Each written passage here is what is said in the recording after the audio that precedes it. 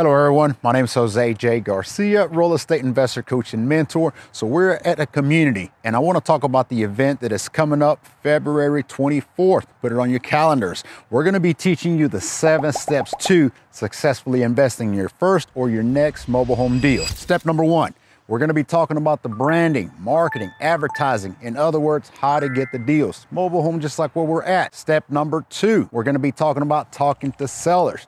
3 different types of sellers. Come to the event and learn about those. Step number 3, MAOs, maximum allowed offers, the value, how to make the value of a mobile home as is condition. Step number 4, closings.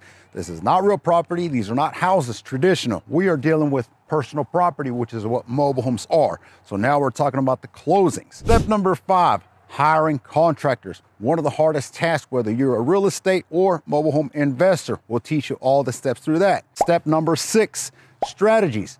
Rent-to-owns, flips, wholesales, Airbnbs, you name it. We're gonna teach you all these strategies that can be successfully used in mobile homes. Step number 7, multiplication. This is where we talk about land deals, where we talk about moving mobile homes and mobile home parks. So join us February 24th, Dublin, Georgia.